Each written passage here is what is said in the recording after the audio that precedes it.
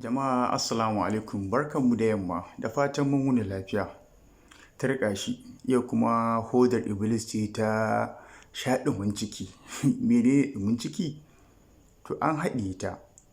Wani matashi aka kama mai shekara 39, ɗan kasuwa, ya yi kashin hodar iblis ɗauri 83 da ya haɗiye ta a Abuja, a filin jirgin sama na Nnamdi Azikiwe International Airport.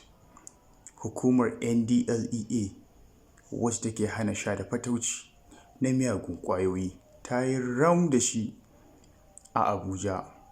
An kama mutumin ƙarfin hali da kilogiram 1,527 na hodar iblis, wacce ake cewa cocaine.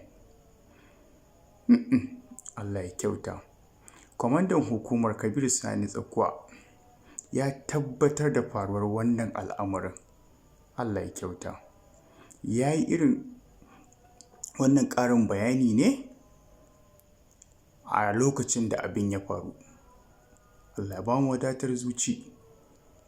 Allah ya shige mana gaba. Allah ya ba ku ikon danna mana subscribe don mu samu ƙarfin gwiwa na kawo muku wannan muhimman rahotanni.